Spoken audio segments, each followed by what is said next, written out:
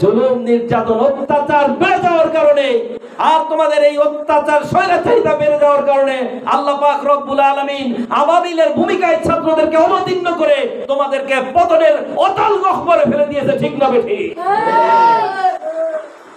কিন্তু আপনি যাদেরকে ফলো করবেন আপনার কোনো লাভ নেই, আপনার ক্ষতি হবে।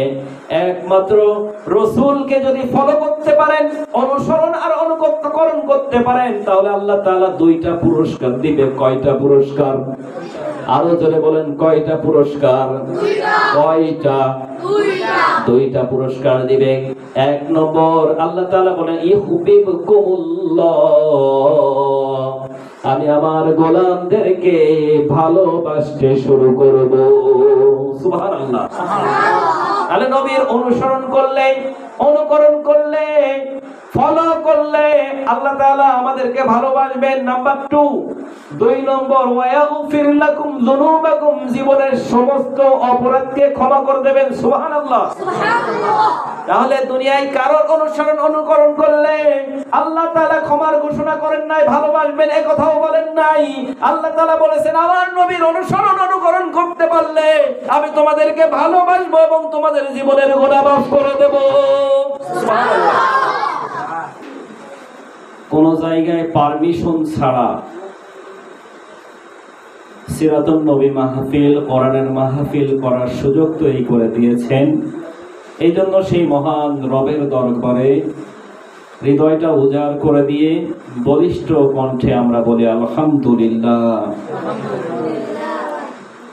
দরুদ আর সালাম পেশ করছি মানবতার মহান মুক্তির দিশারি নবী মুকাররম তাজদারে মদিনা জনাবে হযরত মুহাম্মদ, সকলে পড়ছি সাল্লাল্লাহু আলাইহি ওয়াসাল্লামের প্রতি। সম্মানিত প্রিয় দিনী ভাইয়ের আমার, আসমান কার? আল্লাহর। জমিন কার? আল্লাহর। কোরআন কার? আল্লাহর। আল্লাহর জমিনে আল্লাহর কোরআনের কথা হবে, কোরআনের কথা চলবে। এতে কি কারোর পারমিশন নেওয়ার প্রয়োজন আছে? না। আছে? না। কিন্তু বিগত 15-16 বছর কোরআনের পারমিশন আনার জন্য কোরআনের একটা মাহফিলের আয়োজন করা হবে। এই মাহফিলের পারমিশন নিতে বিভিন্ন নেতাদের নাম পোস্টারে দেওয়া লাগবে। 6 মাস আগে থেকে প্রস্তুতি নিতে হবে। 6 মাস আগে থেকে পারমিশন নিয়ে সব কিছু আয়োজন করা কমপ্লিট। মাহফিল যেদিন হবে ওই দিন মাহফিল বন্ধ। ঠিক কিনা? এরকম হয়েছে কি হয়নি? তার বাস্তব প্রমাণ এই যে আমাদের ব্লাড ব্যাংকের পক্ষ থেকে গত বছর একটি মাহফিলের আয়োজন আমরা করেছিলাম। এই যুবকরা অক্লান্ত পরিশ্রম করেছিল, অক্লান্ত পরিশ্রম। অল্প দিনের মধ্যে যে পরিশ্রম যুবকরা দেখিয়েছিল, যে উদ্যোগ নিয়েছিল, কিন্তু এই যুবকদের যে আবেগ অনুভূতি সব কিছু সময়ের মধ্যেই একেবারে নিঃশেষ করে দিয়েছিল। আপনি কোরআনের মাহফিল হবে সেখানে বাধা দেন। আবু জেহেল তো কোরআনে বাধা দিয়েছে। কোরআন যেখানে হবে সেখানে আবু জেহেল বলেছিল, আবু জেহেল বলেছিল যে কথাটা আল্লাহ পাক রব্বুল আলামিন কোরআনে কারীমের মধ্যে সেই কথাটি তুলে ধরেছেন। আল্লাহ তাআলা বলেন وقال الذين كفروا لا تسمعوا لهذا القرآن والغوا فيه لعلكم تغلبون الله أكبر। আবু জেহেল ওই দিন তার সাঙ্গ পাঙ্গদেরকে বলেছিল মুহাম্মদ যেইখানেই কোরআন প্রচার করবে, কোরআনের আলোচনা করবে, কোরআন তেলাওয়াত করবে, বিভিন্ন সমস্যা শোরগোল পাকিয়ে ঝামেলা বাঁধিয়ে দেবে যাতে করে কোরআনের কথাগুলো মুহাম্মদ বলতে না পারে। তাহলে কোরআনে বাধা দেয় কে? আবু জেহেলের বেদাত্তা যারা, তারাই কোরআনের মাহফিলে বাধা দেয়। ঠিক কিনা? ইতিপূর্বে বিগত 16-17 বছরে যারা কোরআনের মাহফিল গুলোকে বাধা দিয়ে বন্ধ করে দিয়েছে, আমিও মনে করছি 90 আবু জেহেলের বেদাত্তা এরা। ঠিক কিনা? সেই সৌরাচারদের থেকে আল্লাহ তাআলা আমাদেরকে মুক্তি দিয়েছেন। ঠিক কিনা? আসলে 5 তারিখে যে বিপ্লব ঘটেছিল এই বিপ্লবটা ঘটেছিল যুবকদের মাধ্যমে। এখানে অধিকাংশ যারা আছে সকলে কি যুবক না? এখানে যদিও দুই একজন বৃদ্ধ থাকতে পারে, তারপরেও যদি কেউ ইসলামী আন্দোলন করে, সে নিজেকে কখনো বৃদ্ধ দাবি করতে পারবে না, সে নিজেকে যুবক দাবি করতে হবে। আর যুবকের মতো যদি দাবি করা হয়, যুবকের মতো যদি সাহস থাকে, তাহলে আল্লাহর জমিনে আল্লাহ দ্বীন বাস্তবায়ন করা সুন্দর হয়ে যাবে, একেবারে সহজ হয়ে যাবে, ঠিক কিনা? তার বাস্তব প্রমাণ আমরা দেখেছিলাম। ডক্টর শফিকুর রহমান, জামাত ইসলামের সম্মানিত আমির, উনি বলেছিলেন, একেবারে বৃদ্ধ মানুষ, প্রায় 80 বছর না কত বছর যেন তার বয়স, তিনি বলেছিলেন বৃদ্ধ মনে করা যাবে না, বৃদ্ধ হলে কাজ করা যাবে না, বৃদ্ধ হলে আল্লাহর জমিনে আল্লাহর দ্বীন প্রতিষ্ঠা করা যাবে না, এই জন্য নিজেদেরকে যুবক বলে আখ্যায়িত করতে হবে। আর আমি দেখছি এখানে যুবক, অধিকাংশ সকলেই যুবক, আর এই যুবকরাই ইসলামের প্রাণ শক্তি। যুবকদের মাধ্যমেই ইসলাম সমুন্নত হয়েছে, ইসলাম দিন দিন উপরে উঠেছে, ইসলামের মর্যাদা দিন দিন বেড়েছে এই যুবকদের কারণে, ঠিক কিনা? আমার ভাইরা বন্ধুগণ, সাইয়েদিনা ওমর ইবনুল খাত্তাব রাদিয়াল্লাহু আনহু আল্লাহর নবীকে ডেকে বলছেন, ওগো আল্লাহর নবী, আমরা কি সত্যিকার অর্থেই সঠিক পথে রয়েছি? আলাসনা আলাল হক, আমরা কি সত্যের উপরে প্রতিষ্ঠিত আছি? আল্লাহর নবী বিশ্বনবী মুহাম্মদুর রাসূলুল্লাহ সাল্লাল্লাহু আলাইহি ওয়াসাল্লাম ডেকে বললেন, হ্যাঁ, আমরা অবশ্যই সত্যের উপরে প্রতিষ্ঠিত আছি। ওমর রাদিয়াল্লাহু আনহু বললেন, ওগো আল্লাহর নবী, আমরা যদি সত্যিকার অর্থেই সত্যের উপরে প্রতিষ্ঠিত থাকি, তাহলে আর গোপনে ইসলাম প্রচার করা যাবে না, গোপনে গোপনে কালিমার দাওয়াত দেওয়া যাবে না। এখন প্রকাশ্যে দাওয়াত দেওয়ার সময় এসেছে, কারণ আমিরুল মুমিনিন ওমর ইসলাম কবুল করেছে। আল্লাহু আকবার। কোরআন আল্লাহ তাআলা যা কিছু দিয়েছেন সব স্পষ্ট ক্লিয়ার, কোরআনের মধ্যে কোনো গোপনীয় বিষয় নেই। যা কিছু আল্লাহ তাআলা দিয়েছেন সব কি স্পষ্ট ক্লিয়ার। আল্লাহ তাআলা দলিল দিচ্ছেন, আলহামদুলিল্লাহিল্লাযী আনজালা আলা আবদিহিল কিতাবা ওয়া লাম ইয়াজআল লাহু ইওয়াজা। আল্লাহু আকবার। আল্লাহ তাআলা বলেন, সমস্ত প্রশংসা আমি আল্লাহ তাআলার জন্য, আর আমি যে কিতাব নাজিল করেছি এই কিতাবের মধ্যে কোনো প্রকার জড়তা নেই, বক্রতা নেই, সংকীর্ণতা নেই। যা কিছু আমি দিয়েছি সব ওপেন, স্পষ্ট, খোলাখুলি, ঠিক না বেঠি? তাহলে কোরআনে যা কিছু আল্লাহ তাআলা দিয়েছেন স্পষ্ট, গোপন কোনো কিছু নেই। আর আল্লাহ তাআলার নবী বিশ্বনবী মুহাম্মদুর রাসূলুল্লাহ সাল্লাল্লাহু আলাইহি ওয়াসাল্লামকে ওমর রাদিয়াল্লাহু বললেন, ওগো আল্লাহর নবী, আমরা যদি সত্যের উপরে প্রতিষ্ঠিত থাকি, তাহলে আমি একটা মিছিল বের করতে চাই, আপনি যদি পারমিশন দিতেন। আমার নবী, প্রিয় নবী মুহাম্মদুর রাসূলুল্লাহ সাল্লাল্লাহু আলাইহি ওয়াসাল্লাম ডেকে বললেন, ওগো ওমর, তোমাকে যাও মিছিলের পারমিশন দেওয়া হলো।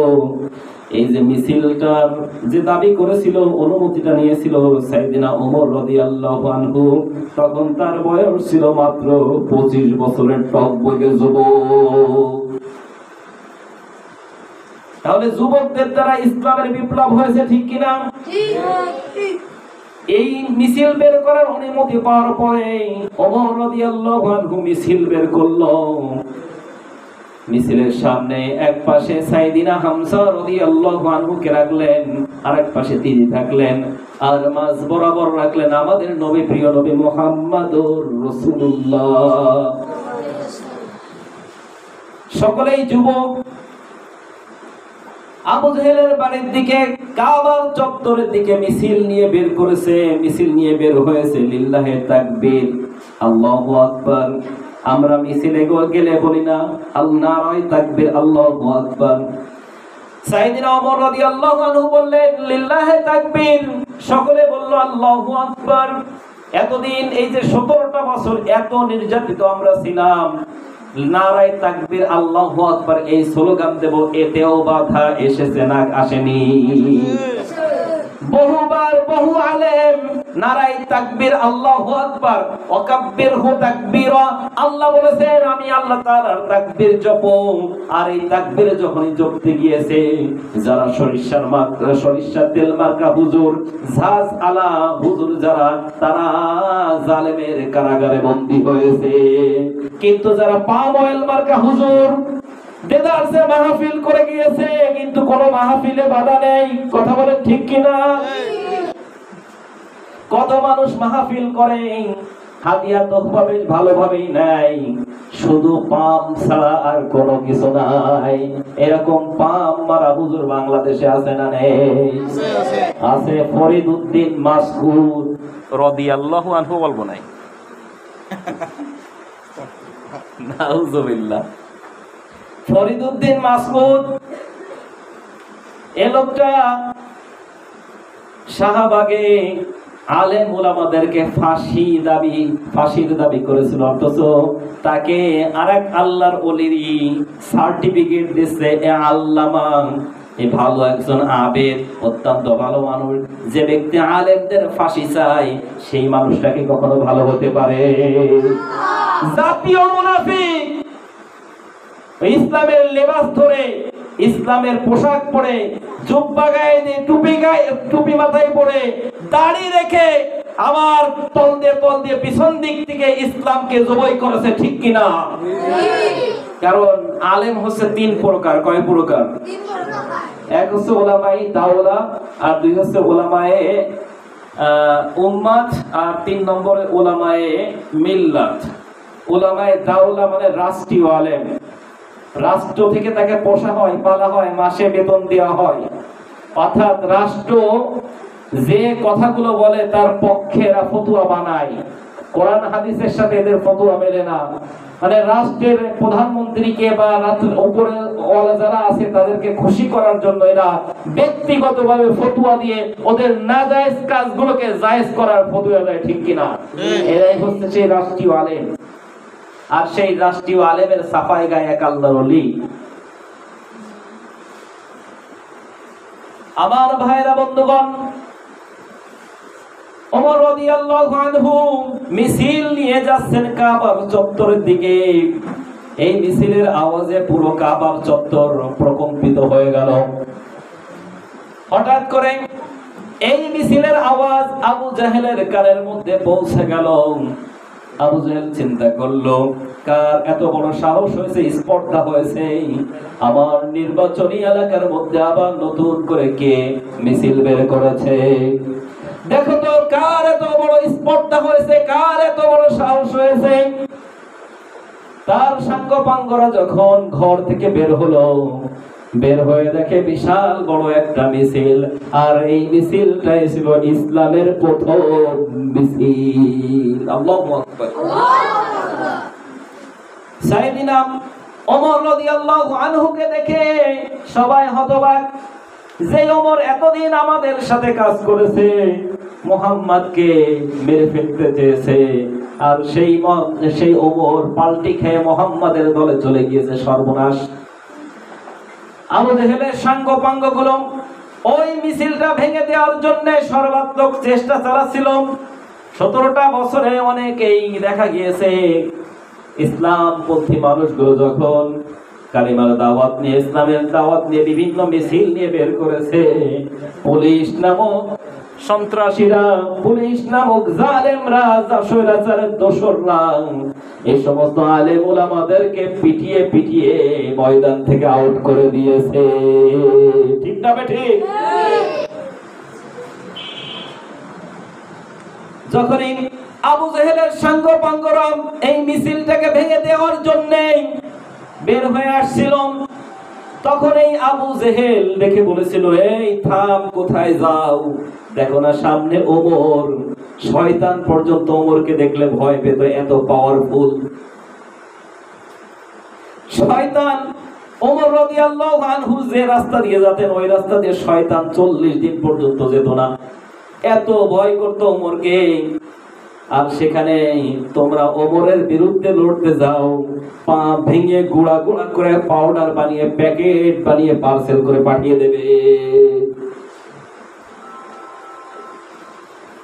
এখান থেকেই কি বোঝা যায় না, এই যুবকরা যখন মিছিল বের করেছে, এই মিছিল নারায়ে তাকবীর আল্লাহু আকবারের স্লোগানে যখন প্রকম্পিত হয়ে গেল, তখন এই আবু জেহেলের সাঙ্গপাঙ্গরা আবু জেহেল সহ ভয়ে ভীত সন্তুষ্ট হয়ে গিয়েছিল। এখান থেকে ইসলামের বিপ্লব শুরু। এই জন্য যুবকরা যদি জেগে ওঠে, তাহলে ইসলাম আল্লাহর জমিনে কায়েম হবেই হবে, মাস্ট বি। যুবকরা জেগে উঠেছিল এই কারণে 5 তারিখের বিপ্লব ঘটেছে, ঠিক কিনা? স্বৈরাচারের পতন হয়েছে। স্বৈরাচার দীর্ঘদিন ধরে অনেকে অনেক রকম ভাবে চেষ্টা চালিয়েছে স্বৈরাচারকে দুনিয়া থেকে বিদায় করার জন্য, কিন্তু কোনোভাবে হয়নি। এই ছাত্রদেরকে আল্লাহ তাআলা আবাবিলের ভূমিকায় অবতীর্ণ করে স্বৈরাচারের পতন ঘটিয়েছে, ঠিক কিনা? যদি অনেক ভাইরা হয়তো মন খারাপ করতে পারেন যে না, আমি ওই দল করতাম, ওই দলের লিডার ছিলাম, নেতা ছিলাম, খেতা ছিলাম, অনেক কিছু মনে করতে পারেন। কি শুরু করলো হুজুর? আপনি কোন শেষ নিয়ে এখন ওই দলের মধ্যে আছেন? ওই দলের সাফাই গান, যেই লোকটা প্রায় 1300-1400 ছাত্রদেরকে জীবিত হত্যা করে ফেলেছে, এমনকি মারার পরে তাদেরকে ভ্যানের উপরে রেখে আগুন জ্বালিয়ে তাদেরকে হত্যা করেছে।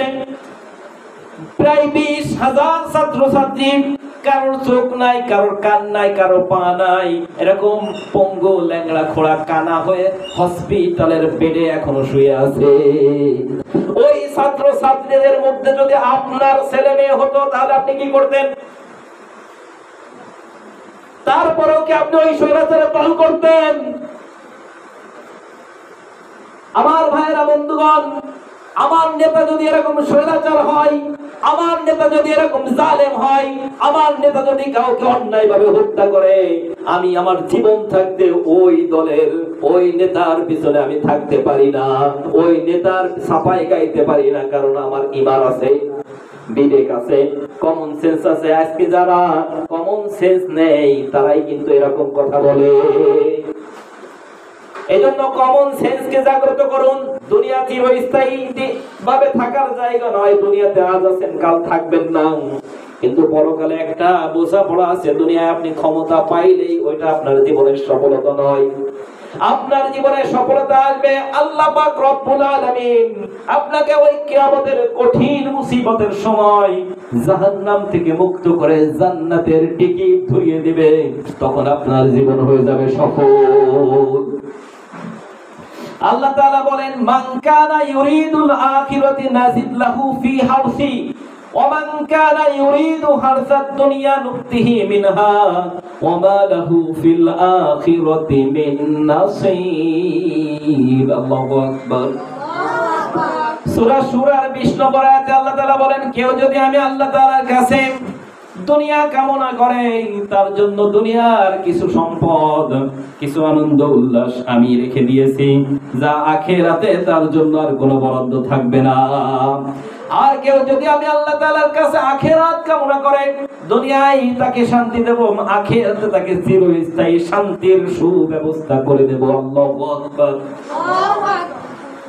তাহলে দুনিয়ায় যারা সুখ শান্তি চায়, আরামায়েশ চায়, আখিরাত চায় না, দুনিয়া যারা চায়, দুনিয়াদার যারা, তারা তাদেরকে আল্লাহ তাআলা ওয়াদা করেছেন, তাদের প্রতি আল্লাহ তাআলা বলেছেন তাদেরকে দুনিয়ার কিছু অংশ দেয়া হবে, সম্পূর্ণ তাদেরকে ভোগ করতে দেওয়া হবে না। দুনিয়ায় যে 17 বছর রাজত্ব করার জন্য দিয়েছে, আপনি মনে করতেছেন যে আমি সব পেয়ে গেছি। কি পেয়েছেন? কিছুই তো পাইলেন না।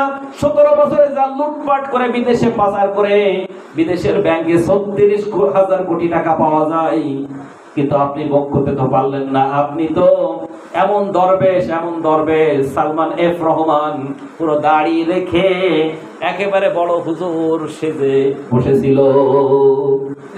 এই লোকটা দরবেশ নামে পরিচিত হয়ে গিয়েছিল, স্বৈরাচারের উপদেষ্টা ছিল। বাংলাদেশের মধ্যে সর্বশ্রেষ্ঠ যে ধনী আছে, সেই ধনীদের কাতারে সে একজন। তার বিদেশের ব্যাংকে, একটা ব্যাংকেই পাওয়া গিয়েছে 36,000 কোটি টাকা। জোরে বলো সুবহানাল্লাহ। আহা, সুবহানাল্লাহ। 36,000 কোটি টাকা পাওয়া যায়, যা আমাদের পদ্মা সেতু করতে লাগে 32,000 কোটি টাকা। তাহলে একটা ব্যাংকে যদি এইরকম টাকা পাওয়া যায়, কিন্তু যখন 5 তারিখে বিপ্লব ঘটে গেল, স্বৈরাচার পালিয়ে গেল, আর নিজেকে বাঁচাতে পারলো না, কয়েকদিনের মধ্যে দাদা বাবুর দেশে একেবারে ক্লিন শেভ করে নমনম হয়ে নৌকার মাঝি হয়ে পালাতে গিয়ে পুলিশের হাতে ধরা গেছে, ঠিক কিনা? তাহলে আপনার এই 36,000 কোটি টাকা কি আপনি ভোগ করতে পেরেছেন? না। ওরে গরম বিচারপতি, মানে টক শোতে বসলে তার মতের বিরুদ্ধে গেলে সঙ্গে সঙ্গে তাকে রাজাকার রাজাকার বলে আখ্যায়িত করত। কিন্তু 5 তারিখের পরে দেখা গিয়েছে পালাতে গিয়ে ধরা খেয়ে তার জীবন যেমন শেষ হওয়ার পর্যায়ে। এই জন্য আমার ভাইরা, বন্ধুগণ, অন্যায় ভাবে যদি কেউ কোনো কিছু দুনিয়ার ভোগ করতে চায়, কিন্তু আল্লাহ তাআলা ওটা ভোগ করতে দেবে না। আল্লাহ তাআলা বলেন, ওমান আরাদা আন যিকরি ফাইন্না লাহু মাঈশাতান দানকা ওয়া নাহশুরুহু ইয়াওমাল কিয়ামাতি আ'মা। আল্লাহু আকবার। আল্লাহ তাআলা বলেন, যারা আমি আল্লাহ তাআলার বিধান ভুলে গিয়ে বাম হাতে যারা কামাই করে, যারা অবৈধ ভাবে উপায় করে, কিন্তু আমার বিধানকে তোয়াক্কা করলো, আমার বিধান মানলো না, আমার বিধানকে অবাধ্য করে যে তারা সম্পদ অর্জন করেছে, টাকা পয়সা অর্জন করেছে, ওই সম্পদের মধ্যে আমি আল্লাহ তাআলা বরকত দেব না, ওই সম্পদকে একেবারে সংকীর্ণ করে দেব। এবং কিয়ামতের ওই কঠিন মুসিবতের সময় আমি আল্লাহ তাআলা ওকে অন্ধ করে উঠাবো। সে তখন বলবে, আল্লাহ দুনিয়াতে আমাকে চক্ষু দিয়েছিলেন, আমি চক্ষুষ মানছিলাম, আমি সবকিছু সুন্দরভাবে দেখতে পারতাম, কিন্তু আল্লাহ তাআলা আমাকে আজকে অন্ধ করে উঠানো হলো কেন? তখন আল্লাহ তাআলা বলবেন, দুনিয়াতে তুই আমার বিধানকে ভুলে গিয়েছিলি, আমার আইন ও কানুনকে ভুলে গিয়েছিলি, আমি আল্লাহ তাআলাকে ভুলে গিয়েছিলি, এই কারণে আমিও আল্লাহ তাআলা আজকে তোকে ভুলে গিয়ে তোকে অন্ধ করে এই কিয়ামতের কঠিন মুসিবতে উঠালাম। আমরা কি এরকম অন্ধ হয়ে কিয়ামতের ওই কঠিন মুসিবতের ময়দানে উঠতে চাই? চাই না। আমরা সকলেই আলোকিত হয়ে আল্লাহর জান্নাতি হয়ে ওই কিয়ামতের ময়দানে উঠতে চাই, ঠিক কিনা? এই জন্য স্বৈরাচার হওয়া যাবে না, অন্যায় ভাবে কোনো কিছু উপায় করা যাবে না। সম্মানিত প্রিয় ভাইয়েরা আমার, আমাদের আলোচনার বিষয় হচ্ছে সিরাত সম্পর্কে, আল্লাহর নবীর আদর্শ সম্পর্কে। আল্লাহ তাআলা বলেছেন, কুল ইন কুনতুম তুহিব্বুনাল্লাহ ফাত্তাবিউনি ইউহিব্বুকুমুল্লাহ। সে মুহাম্মদ সাল্লাল্লাহু আলাইহি ওয়াসাল্লাম, there is really love you Allah, follow me। যদি আল্লাহ তাআলাকে কেউ ভালোবাসতে চায়, আল্লাহ তাআলা বললেন দেন ফলো মি, হে নবী বলুন আপনার অনুসরণ করতে। আমরা যদি আল্লাহ তাআলাকে ভালোবাসতে চাই, তাহলে আল্লাহ তাআলা বললেন তোমরা যদি আমি আল্লাহ তাআলাকে ভালোবাসতে চাও, তাহলে অবশ্যই আমার নবীর ইত্তেবা করো, অনুসরণ করো, ফলো করো। আমার যুবকরা ফলো আমরা করি শাহরুখ খানকে, সালমান খানকে, মেসিকে, কাকাকে, রোনালদোকে, অনেকে ফলো করে নেইমারকে, অনেকে ফলো করে বিভিন্ন এই যে বিটিএস দেরকে অনেকে ফলো করে। কথা বলেন ঠিক না বেঠিক? কিন্তু আপনি যাদেরকে ফলো করবেন আপনার কোনো লাভ নেই, আপনার ক্ষতি হবে। একমাত্র রাসূলকে যদি ফলো করতে পারেন, অনুসরণ আর অনুকরণ করতে পারেন, তাহলে আল্লাহ তাআলা 2টা পুরস্কার দিবে। কয়টা পুরস্কার? আরো জোরে বলেন, কয়টা পুরস্কার? কয়টা? দুইটা পুরস্কার দিবে। এক নম্বর, আল্লাহ তাআলা বলেন ইউহিব্বুকুমুল্লাহ,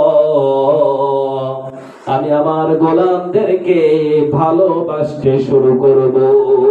সুবহানাল্লাহ। তাহলে নবীর অনুসরণ করলে, অনুকরণ করলে, ফলো করলে আল্লাহ তাআলা আমাদেরকে ভালোবাসবেন। নাম্বার 2, 2 নম্বর, ওয়ায়াগফির লাকুম যুনুবাকুম, জীবনের সমস্ত অপরাধকে ক্ষমা করে দেবেন। সুবহানাল্লাহ। তাহলে দুনিয়ায় কারোর অনুসরণ অনুকরণ করলে আল্লাহ তাআলা ক্ষমার ঘোষণা করেন নাই, ভালোবাসবেন এ কথাও বলেন নাই। আল্লাহ তাআলা বলেছেন আমার নবীর অনুসরণ অনুকরণ করতে পারলে আমি তোমাদেরকে ভালোবাসবো এবং তোমাদের জীবনের গুনাহ মাফ করে দেব। সুবহানাল্লাহ। এজন্য আমার নবীর সিরাত আদর্শ মানার দরকার আছে না নাই? আমার প্রিয় ভাইরা বন্ধুগণ, নবীর অনুসরণ করব একটা জিনিস যদি না দেখি তাহলে অনুসরণ অনুকরণ তো করা যায় না। আমরা তো নবীজি মুহাম্মদ সাল্লাল্লাহু আলাইহি ওয়াসাল্লামকে দেখি নাই, দেখেছি? তাহলে কিভাবে অনুসরণ অনুকরণ করব? আল্লাহ তাআলা বলেন লাকাদ কানা লাকুম ফি রাসূলিল্লাহি উসওয়াতুন হাসানাহ। আল্লাহ তাআলা বলেন উত্তম আদর্শ লুকিয়ে রয়েছে রাসূলুল্লাহর জীবনে। কোথায়? উত্তম আদর্শ সিরাত রয়েছে রাসূলুল্লাহর জীবনে, অর্থাৎ রাসূলুল্লাহ সাল্লাল্লাহু আলাইহি ওয়াসাল্লামের জীবন থেকে আদর্শ নিয়ে আমাদের বাস্তব জীবনে অ্যাপ্লাই করতে হবে। আমি যদি চাকরি করতে চাই সেখানে আমার রাসূলের আদর্শ আনতে হবে। আমি যদি ব্যবসা বাণিজ্য করতে চাই ওখানে আমার রাসূলের আদর্শ আনতে হবে। আমি যদি পরিবার নীতি পালন করে থাকি তাহলে ওখানে আমার রাসূলের আদর্শ আছে কিনা দেখা লাগবে। আমার সমাজ নীতিতে রাসূলের আদর্শ আছে কিনা দেখা লাগবে। আমার রাজনীতিতে রাসূলের আদর্শ আছে কিনা এটাও দেখা লাগবে। প্রত্যেকটা সেক্টরে সেক্টরে যদি রাসূলুল্লাহর আদর্শ সিরাত যদি সাজাতে পারি তাহলে অবশ্যই আল্লাহ তাআলা আমাদেরকে কি করবেন? ক্ষমা করবেন এবং ভালোবাসবেন। এখন যেহেতু আমরা রাসূলকে দেখি নাই, রাসূলের আদর্শ যদি আমরা মানতে চাই, রাসূলের আদর্শ যদি আমরা ফলো করতে চাই, আমাদের জীবনে বাস্তবায়ন করতে চাই, তাহলে রাসূলের জীবনী পড়ার দরকার আছে না নাই? এই জন্য আমার ভাইদেরকে বলবো, যুবক ভাইদেরকে, ছাত্র ভাইদেরকে বলবো, যাদের বাড়িতে রাসূলের জীবনী সম্পর্কিত কোনো বই নাই তাদেরকে আহ্বান জানাই রাসূলের জীবনের সম্পর্কিত এরকম কয়েকটি বই কিনে নেবেন, বাড়িতে তার জীবন চরিত্র সম্পর্কে পড়বেন। দেখবেন আমার নবী কত বড় আদর্শ আপনার জীবনে। আমার ভাইরা বন্ধুগণ, নবীজি এত ভালো মানুষ ছিলেন, তার চরিত্রে কোনো দাগ নেই। আমাদের নবীজির জীবন আমাদের কাছে তার ছোটবেলা থেকে নিয়ে একেবারে মৃত্যুর আগ পর্যন্ত তার জীবনে কোনো জিনিস গোপন নেই। প্রত্যেকটা জিনিস আমাদের সামনে ওপেন, প্রত্যেকটা জিনিস আমাদের কাছে ক্লিয়ার, স্পষ্ট, ঠিক কিনা? আপনি দুনিয়াতে যদি আওয়ামী লীগ করেন আপনি বলতে পারবেন না আওয়ামী লীগের নেত্রী শেখ হাসিনা জীবনে কোনোদিন একটা মিথ্যে কথা বলেনি, জীবনে কোনোদিন একটা অন্যায় কাজ করেনি, ভুল কাজ করেনি। সকালে এক কথা আর বিকেলে আরেক কথা বলেনি, কথা বলতে পারবেন না। পারবেন? আপনি যদি বিএনপি করেন তাহলে আপনিও বলতে পারবেন না আপনার নেত্রী খালেদা জিয়া জীবনে একটা ভুল করেনি, একটা অন্যায় করেনি, একটা মিথ্যে কথা বলেনি। যদিও না বললেও না বলতে পারে, কিন্তু তার জীবন সম্পর্কে আমাদের কাছে একেবারে ছোটবেলা থেকে নিয়ে শেষ পর্যন্ত এই পর্যন্ত ক্লিয়ার না। ক্লিয়ার আছে? আমরা সামনাসামনি না দেখলেও হয়তো গোপনেও সে মিথ্যা কথা বলতে পারে, অন্যায় কাজ করতে পারে, কিন্তু আমরা তো দেখি নাই। কিন্তু আমাদের নবীজির জীবনী আমাদের সামনে স্পষ্ট। যারা জাতীয় পার্টি করে তারা কেউ বলতে পারবে না আমাদের চাচা জীবনে একটা ভুল করেনি, অন্যায় করেনি, খারাপ কাজ করেনি। এমনকি বাংলাদেশে যারা জামাত ইসলাম করে তারাও বলতে পারবে না আমাদের আমির ডক্টর শফিকুর রহমান জীবনে একটা ভুল করেনি, অন্যায় করেনি, বলতে পারবে। কিন্তু আমাদের নবীর জীবনী আমাদের কাছে একেবারে স্পষ্ট। নবীর জীবনীর চরিত্রের ব্যাপারে আল্লাহ তাআলা নিজেই সার্টিফিকেট দিয়েছেন। আল্লাহ পাক রব্বুল আলামিন বলেন ওয়া ইন্নাকা লাআলা খুলুকিন আযীম। আল্লাহু আকবার। হে নবী, আপনি সুমধুর চরিত্রের অধিকারী, আপনার চরিত্রের ব্যাপারে আমি নিজেই সার্টিফিকেট দিয়ে দিলাম। আল্লাহু আকবার। আমার আপনার ব্যাপারে কি এরকম সার্টিফিকেট আছে? আছে। আমরা নিজেরা বলি হক হক, আমরাই হকের পথে আছি। আপনাকে হক, আপনি হকের পথে আছেন, এই সার্টিফিকেট আপনাকে কে দিয়েছে? বাংলাদেশে বহু দল আছে, বহু হুজুররা আছে, তারা বলে আমরাই হকের উপরে প্রতিষ্ঠিত আছি। আপনি নিজে যদি দাবি করেন আমি হকের উপরে প্রতিষ্ঠিত আছি, এ কি হবে? আমি যদি নিজে দাবি করি আমি একজন বক্তা বিশাল বড়, এটা কি মানবেন আপনারা? এটা আমি বড় বক্তা কিনা সেটা আপনারা বলবেন, ঠিক না বেঠিক? ঠিক তেমনি ভাবে প্রত্যেকটা সেক্টরে যদি আমি হক আর না হক হয় সেটা লোকজনে বলবে, পাবলিকে আমাকে সার্টিফিকেট দেবে। পাবলিকে যদি আমাকে বলে না আমি হকের পরে নেই, তাহলে আমি হকের পরে নেই। কারণ নিজের ঢোল নিজে কখনো পিটানো যায় না। আমার ভাইয়েরা, বন্ধুগণ, তাহলে উত্তম আদর্শ লুকিয়ে রয়েছে রাসূলুল্লাহর জীবনে। এখন এই আদর্শগুলো কি কি জানার দরকার আছে না নাই? রাসূলের 1 নম্বর আদর্শ রাষ্ট্রনায়ক হওয়া। কি হওয়া? আমার নবীজি সাল্লাল্লাহু আলাইহি ওয়াসাল্লাম 10টা বছর মদিনার রাষ্ট্রনায়ক ছিলেন, ঠিক না বেঠিক? এগুলো জানতে হলে জীবনী পড়তে হবে।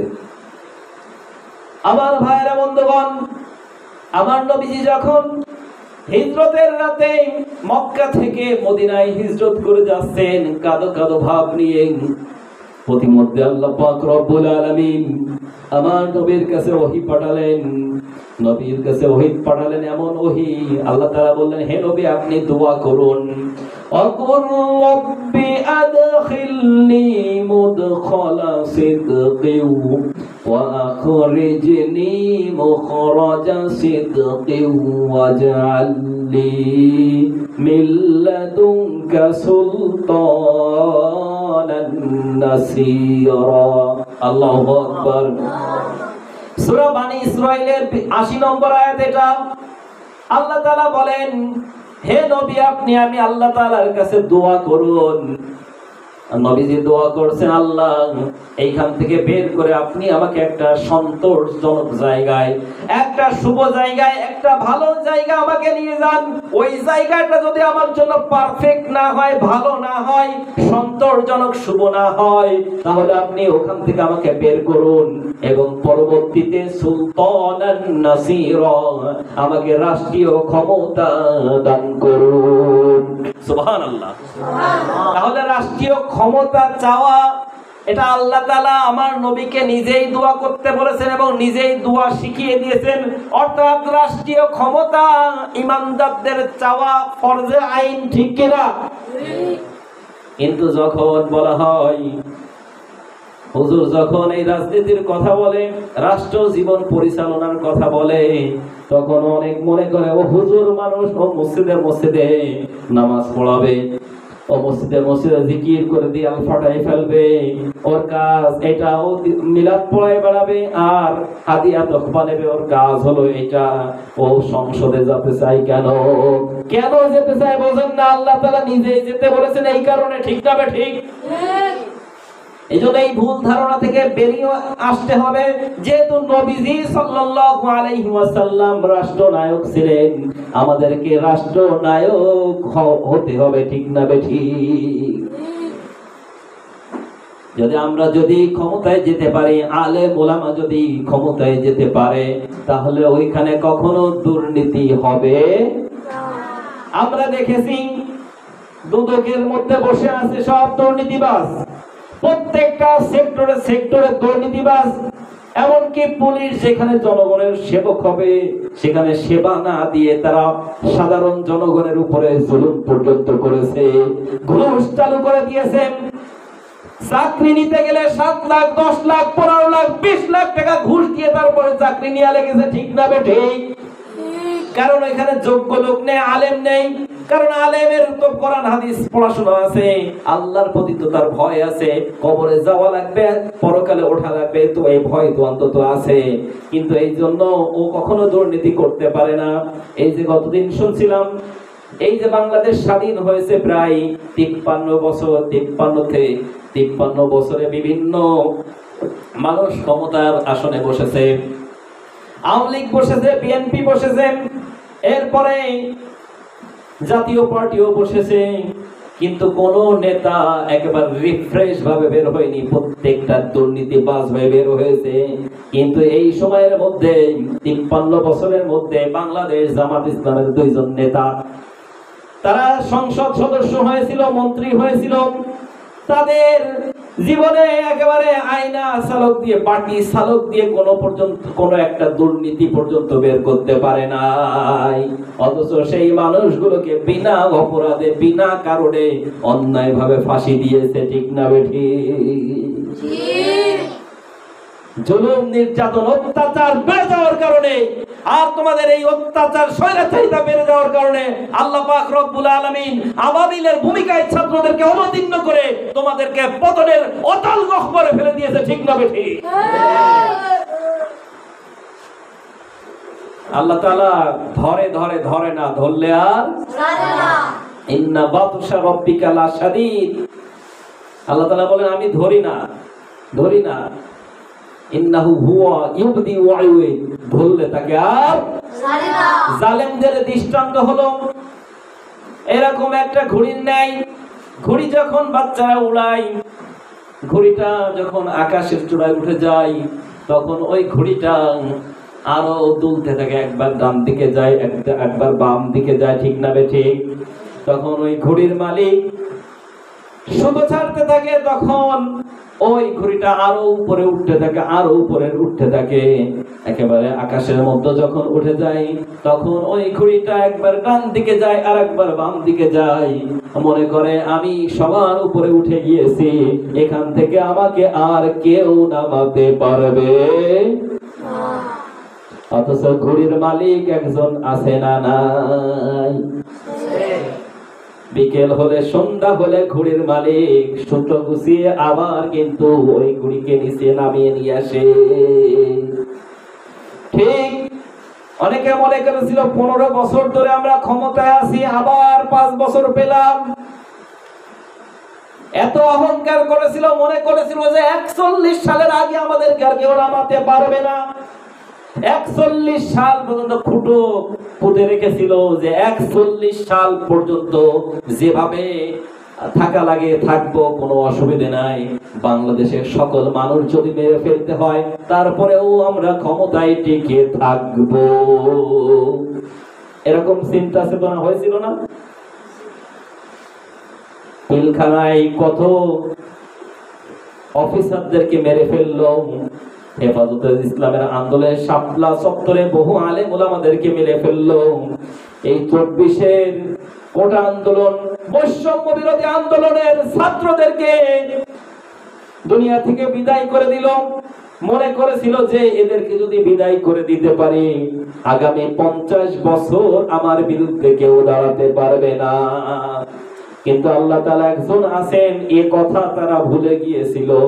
আল্লাহ তাআলা ধরে না, ধরলে আর আল্লাহ তাআলা তাকে আর ছেড়ে দিল না। তাহলে নবীজির 1 নম্বর আদর্শ হলো রাষ্ট্রনায়ক হওয়া। কি হওয়া? আজকে আমার বাংলাদেশে অনেক হুজুর স্বাধীনতা অর্জন করেছে, এখন উন্মুক্ত ময়দানে কথা বলার সুযোগ আছে, এখনো শুধু দাঁড়িয়ে এক টুপি নিয়ে ওয়াজ করতেছে। কিন্তু রাষ্ট্রনায়ক হওয়া এটা নবীজির বড় আদর্শ, দিন প্রতিষ্ঠা করা এটা বড় আদর্শ। এই ব্যাপারে এখনো পর্যন্ত মুখ খোলে না, ঠিক না বেঠিক? অনেকে মনে করে যদি এরকম সঠিক কথা বলি, আমার চাকরি চলে যাবে, আমার ইমামতি চলে যাবে, কি খাবো? একজন আলেম হয়ে যদি এই চিন্তা করে, তাহলে জালেমরা কি করবে? ও যখন কোরআনের আয়াত পড়ে, ওমা মিন দাব্বাতিন ফিল আরদি ইল্লা আলাল্লাহি রিজকুহা, পৃথিবীতে বিচরণকারী এমন কোন প্রাণী নেই যার রিজিকের ব্যবস্থা আল্লাহ তাআলা করে না।